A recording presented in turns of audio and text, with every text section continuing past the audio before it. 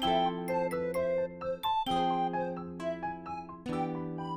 everyone, and welcome to One Control Report Podcast, episode 127. I'm Benjamin Yoder, here today to talk to you about video games. It's actually pretty late on a Sunday. I'm running the dishwasher, so if you guys hear it, I'm sorry.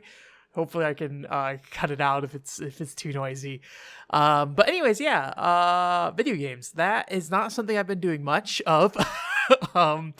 I have and let me go ahead and pull up this list here. I was not planning on doing this, so we're already going off track here. But I have started a lot of games, and I've hit this point where I don't have time to play any of them right now. Because I'm trying to figure out some other stuff, for the Japan trip stuff, and also editing the Lost Kingdoms 2 podcast and stuff. So there's a lot of things that are kind of on hold, including Phantasy Star Online episode 3. That's been on hold for a while. Nothing new there.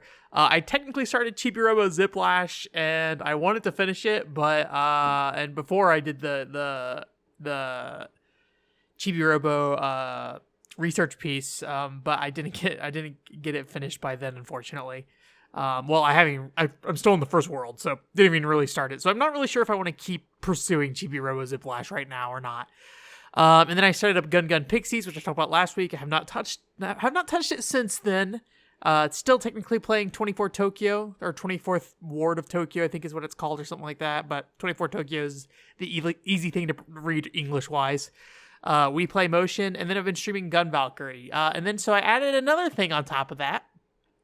In planning for the Halloween stream that's going to be coming up this week, I was like, oh, maybe I'll check out Amiibo Festival and see if this is like something that could be done on the stream, and then found out that, Amiibo Festival takes place in like the month. So like, if you're only the first one actually depends on the system clock. After that, you can choose whatever month you want to play in. But if you want to play October to beat Halloween, you have to play the entire month.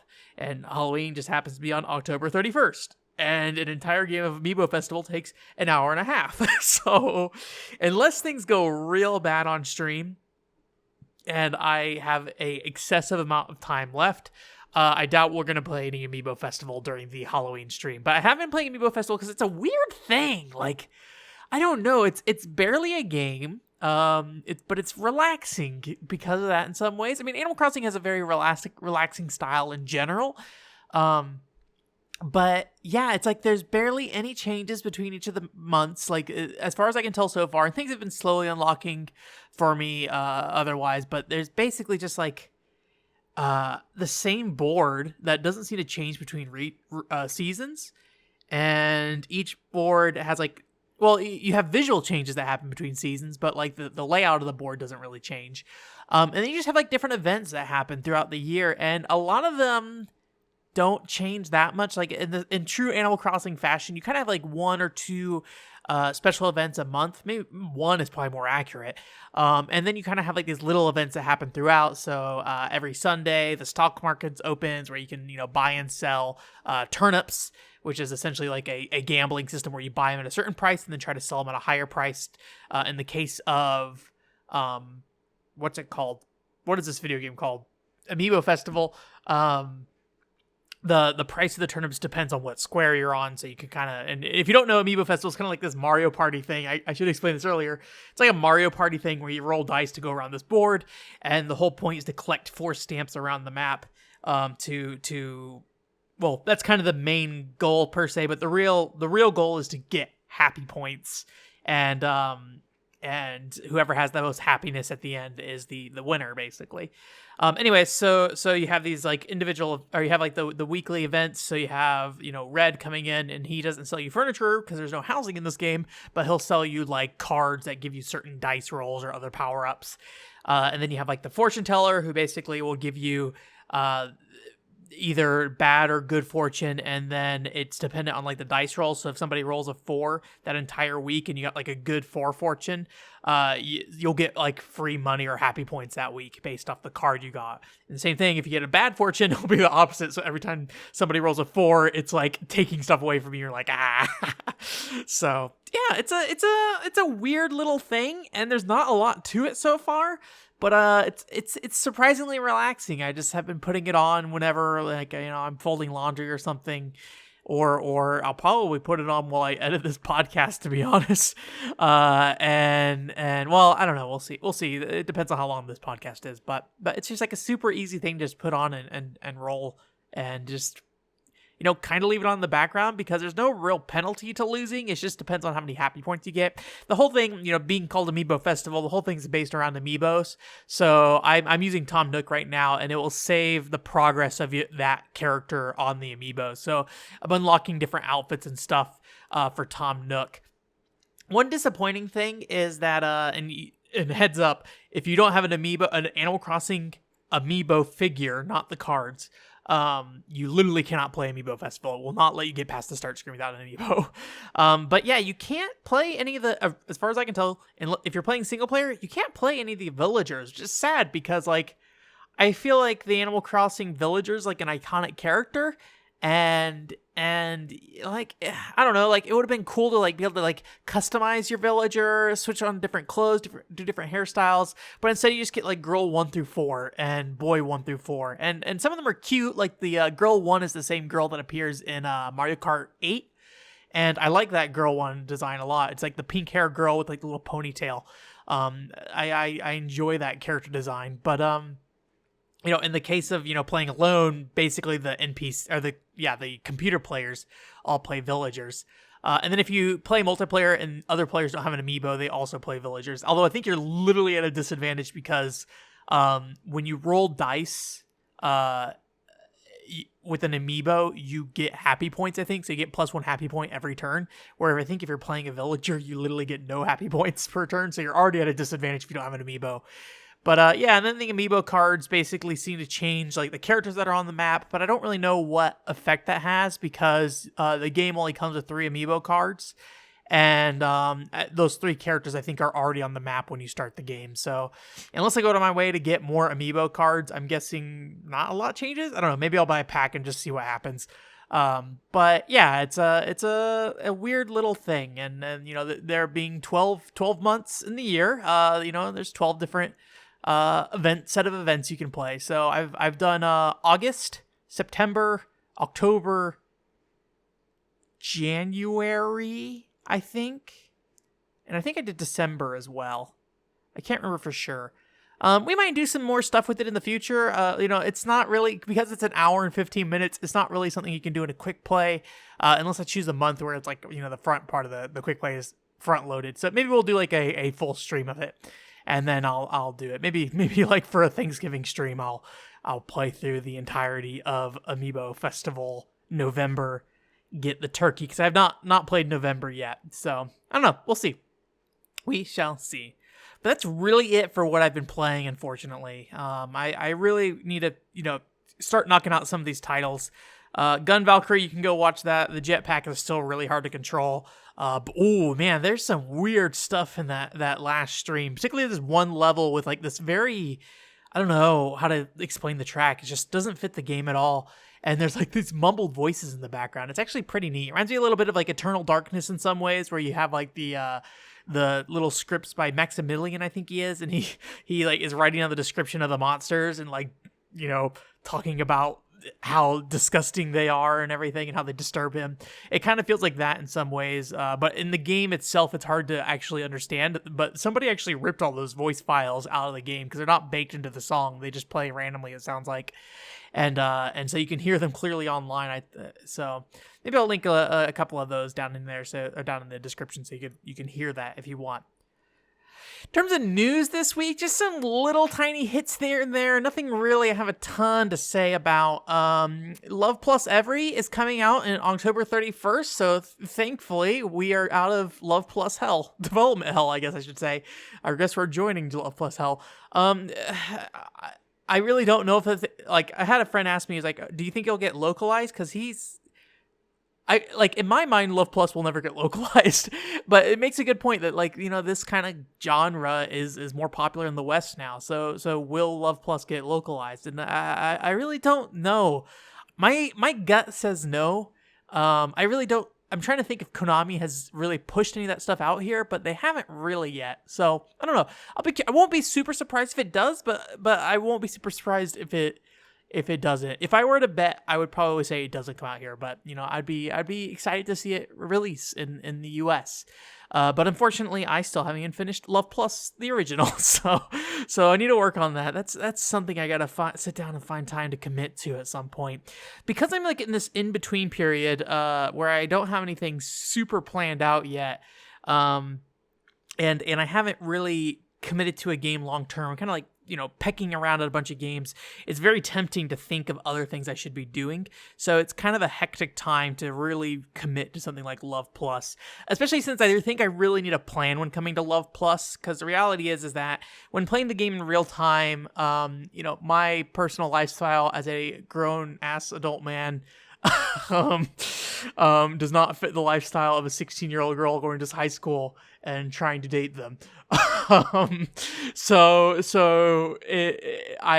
would need to probably do some, mess with the system clock on the system I'm using and try to get it set up where in the real-time dating I can probably figure out better what windows I can do like maximum datage, I guess. Because ultimately what was happening was I'd get home, try to date Manaka or something, and then she'd be like, I'm sorry, I'm going to bed, good night. And I'm like, oh no, it's like 6:30 my time or something. And so the weekends were really all I could do anything with her with. But there's also like a time skip mode where you can just play the game normally. So what I'll probably do is I need to re-unlock Manaka on the Wii U. I finished Nene's on the Wii U, so her dating portion is started for me. And then I also need to finish Rinko's part of the story. And I'll probably do Nene and Rinko in the fast mode and just play them like normally and try to get some sense. I mean, the game never really ends, but get some sense of what those characters are to the point that I feel comfortable. And then maybe for the time being, date Manaka in real time. And then once I have felt that I've gotten a hold of what that real time dating is like, go ahead and do her time skip as well and just play it till I feel satisfied at that point. Because really, when you quote beat Love Plus in terms of the main story, you're really just getting an opening introductory chapter, so it's not really like you're beating the game at that point. But yeah, I really just need to sit down and commit to that game and really give it up my all. Another little thing here is that Root Film is coming out in at least Europe. I can't remember if it was in the US as well. I like this game. I like how this game looks aesthetically. I was really interested in Root Letter, and then I just never picked it up. So that's the unfortunate case with Root Film, is that because Root Letter exists and I still haven't played it, Root Film will probably not happen anytime soon. But I like how it looks. That's all I can really say about it. I'm glad it's coming over. I wish the best for the Root series, I guess. I guess that's what it's called now. P-Cube, I think, is publishing it again, so that's good, and I'm going to guess the PAL version will get a physical at least. I think P-Cube has been generally pretty good about putting out physical releases for all their games in the US as well, but I feel like the US, they are a bit slow on it. I think P-Cube did Gun Gun Pixies as well. Let me just see here. Yep, P-Cube. Gun Gun Pixies. There are a lot of company names on this Gun Gun Pixies box. Like 4. P-Cube, Idea Factory, Shade, which is the actual developer, and Compile Heart. Oh, you know what? Compile Heart's probably on here because... Wait, does Compile do NepNep? Yeah, they do NepNep. Compile Heart is probably on here because of Nep. I don't think they had any real investment in the game itself. Sorry. Gun Gun Pixies side thing. I'm really interested to play more Gun Gun Pixies. I saw somebody write a review as well of Gun Gun Pixies that seem to be taking the game fairly seriously, which is kind of the important thing, I feel like, with these like this, because, Gun Gun Pixies, you could go after the super low-hanging fruit of just like, oh, yes, it's the sexy game that's full of the sexy times, but, that is only, skin deep to some extent. Like, if that's what you're looking for, the game totally has that, but it's not what I'm particularly looking for. I'm looking for kind of interesting mechanics, and that game does have some interesting stuff going on. But yeah, I don't know what the plan is for Gun Gun Pixies. I don't know if it's just gonna be like a quick play or if it's gonna be something else. I don't think it'll be like a full video, but hey, who can say? I feel like I don't really determine if it's gonna be a full video until like after I've beaten the game and everything. I'm probably about a third of the way through the game based off what I've heard. So at some point, Gun Gun Pixies, I will continue. There's also a new trailer put out for Dragon and Colonies, which if you don't know what this is, it's Keiji Inafune, his mobile game. So he actually put out this game a while ago. I forget when it came out. I think it was like 6 months ago. And I think it was a huge dud of a launch. And I think the problem was that mechanically there was some interesting stuff, if I'm recalling, pulling random garbage out of my brain again, so it may not be accurate, but I think mechanically there was some interesting stuff. You like have these little cubes that you like place units on, and I think you like flip the cube around to determine who like attacks, and then the cubes like smack into each other when they attack each other, like lock together, and then the two units like battle it out basically. So it had like a fantasy vibe around it before, and it still has that, but how they're contextualizing it now in the new version, because I think they shut the game down for now, like a lot of games that kind of come out as a dud, but they still are trying to salvage it. So they shut the game down, I think, for now, and then what they're relaunching it as is actually like an esport thing, like the story around it is like an esport, so it's like a bunch of people in like a coliseum watching this cube flip around, and the actual cube stuff, like with the characters on there are all like they look like the same character models and everything, so it's all like fantasy based, but you have these characters who are like the esport player playing this game, and then they kind of transform into like these the characters that are on the field. So I think I'm not sure if it was like these characters were made originally and then they made new characters for them to transform into, or they were previously like fantasy characters and now they have like a real world version of themselves to do. It reminds me like just looking at it, it reminds me a little bit of in The World Ends With You. There's like this weird Beyblades mini game that you could do. And so the whole like side story was like your characters talking about this Beyblades tournament or whatever, and like it wasn't even like your characters technically I think weren't even the same characters because you all had different names, even though it used the same character sprites for them. So you had like these Pokemon like names like Red, Blue, Yellow, and stuff like that. And so it's like this weird little like side competition story that went on. Reminds me a little bit of how that is, but yeah, I think the game looks nice. It looks pretty good, but the reality is that I'll probably never play it. It's a mobile game, and hey, just here's the next story I was gonna say is that there's a new Castlevania Grimoire of Souls trailer for the English release. I'm like, great, cool. This looks neat and fun, but like I sit down and like I don't really play mobile games right now. There's a little period of time where I was like experimenting stuff with like Puzzles and Dragons, Crash Fever, not really a mobile game, but it is in some form. Venus Vacation, that game. And so it's just I haven't really been playing so much mobile stuff anymore. And I would really like to get back into mobile, but they're always so time consuming. And I'm gonna guess Dragon and Colonies is probably not that much different. And honestly, I'd rather play on like a PC or something if I can. So, but yeah, Castlevania Grimoire of Souls, I'm interested in checking it out, but I sit down and think about when I would play this and how, because I don't really have a lot of commuting or anything like that, or a lot of downtime when I'm out and about. I'm usually, out by myself, so I'm like actively moving and doing stuff. So it's not really, I don't know when I would play Grimoire of Souls, but I might give it a download, just give it a shot. I'm also worried about my phone battery. It hasn't been great lately, so I'm not really sure. I don't want to buy a whole new phone because my phone's generally doing pretty good. I have a Galaxy S7, but actually replacing the battery is still like $100. I'm like, maybe I should just get a new phone. I originally got it because I wanted to do Final Fantasy XI Mobile HD on there, and then that for sure never came out. I think it's still on Nexon's release list, but we'll see. I had my doubts Castlevania Grimoire of Souls was going to come out, so hey, anything can happen.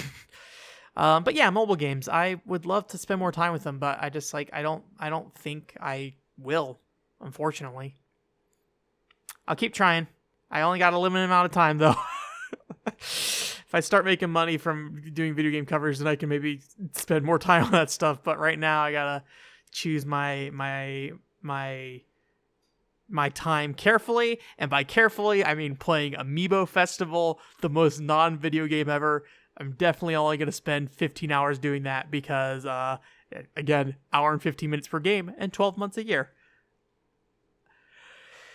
And then the other thing, in continuing the fan translation stuff of games that I've always like been kind of interested in and glad to see they're getting fan translations, Napple Tale is getting a fan translation. This is a Dreamcast platformer that I never really spent a ton of time looking at before. I saw some screenshots back in the day, and yeah, it's like a 2D side scroller, but it's not really 2D. It's all 3D modeled, and it's not 2.5D either because it's not just 3D models on a single path.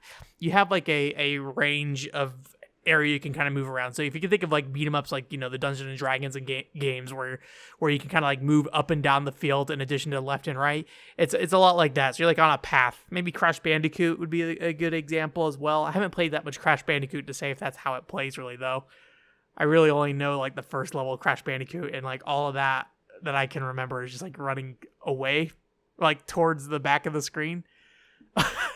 So I was just thinking about if you didn't know, and I think I actually wrote an article about this a long time ago. Crash Bandicoot was originally called Sonic's Ass Game or something. Said the ass twice this podcast now 3 times. Because you'd be looking at, you know, Crash's butt the whole game, and so they're like, oh, that's what this game is staring at Sonic's butt the whole time, basically, even though it's not Sonic, but, you know, mascot platformer kind of thing.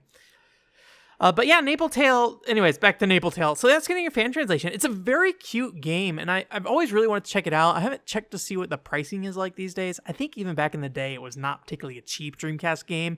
Dreamcast game prices went up pretty quick, I think, probably because, you know, Sega fans it was the last Sega console. It has a relatively smaller library compared to a lot of other consoles, so it's probably better to, like, easier to do like a collection for it. But yeah, it's just a really cute, nice looking game. And the composer for the game is the person who did Cowboy Bebop's music. And you'd probably never guess based off the music, but it's just so relaxing. Like, I typically don't listen to video game soundtracks of games I have not played. But in the case of Napple Tale, I will listen to that soundtrack, especially on like particularly stressful days at work, because it just kind of calms me down. It's a really great song, or great soundtrack. So yeah, that's on my list of eventually just kind of a little bit of a Dreamcast news. And I think I've talked about this on the streams a little bit, and I don't remember if I talked about it last week on the podcast. I bought a Toro VGA box so I can finally do the little 480p out of a Dreamcast. There's also like an RGB setting on there. I'm not sure exactly how that works at this point. So basically, I have a way to connect it to my FrameMeister, like a JP21 converter to, you know, European SCART or whatever it is. And so I bought the little Toro box or whatever it's called, but the problem is I forgot to buy the SCART cable. If you don't know, SCART cables are not particularly common in the US, so I actually had to pay a nice chunk of money for it. I'm sure I probably could have gotten the SCART cable cheaper elsewhere, especially if I like imported from Europe. But I just bought like the Amazon listed one, which was like $20. But because I had forgot to purchase it, I was like, I kind of want this quick. So I went ahead and ordered it. So hopefully next week I'll have that on hand. And at the same time, and I need to look up the name here real quick because I did not write it down. There's a Hunex game that actually got localized on the Sega Dreamcast.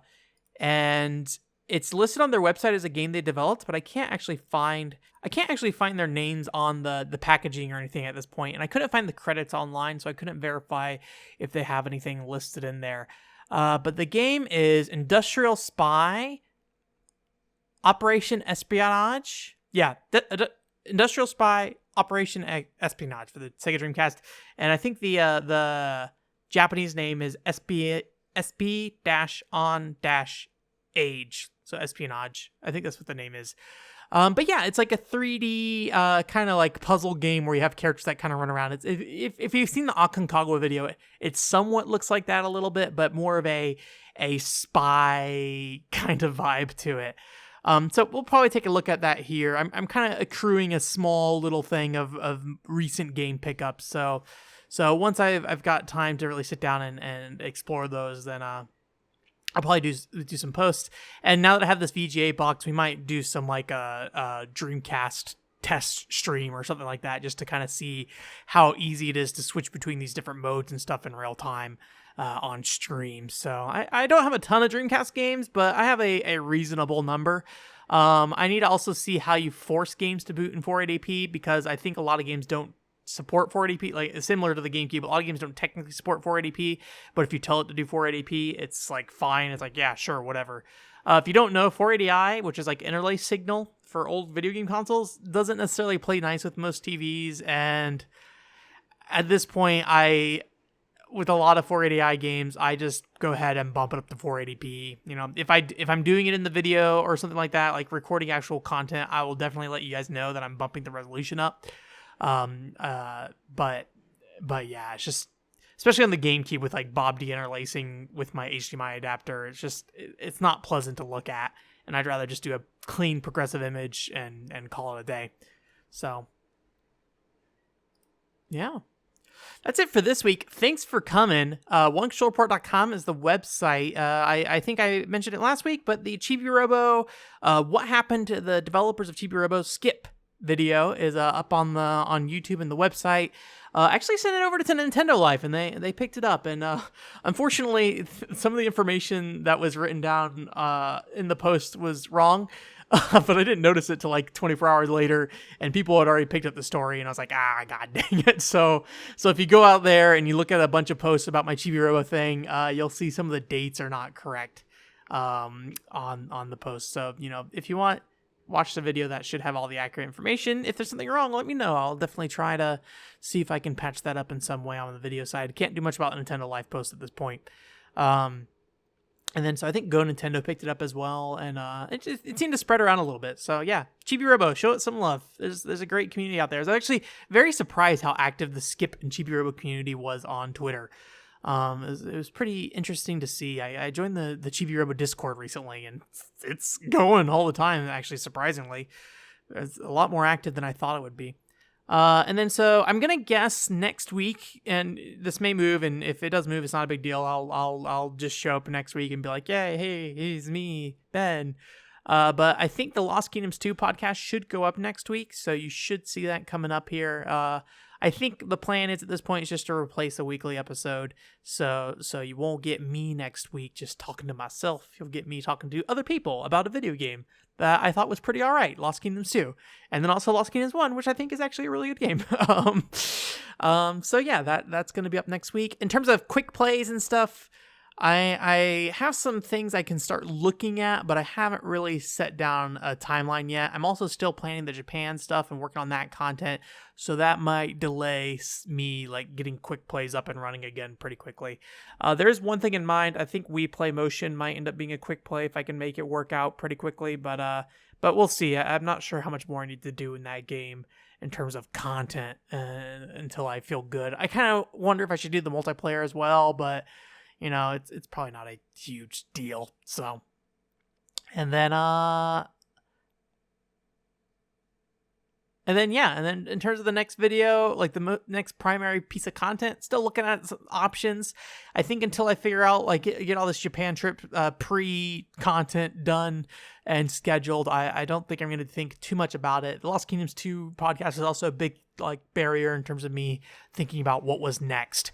So now that this is done, I think we'll go ahead and start looking at our options. I have about a handful of things on my plate that I can think of. Some are going to be more work than others. Some are going to be less work than others.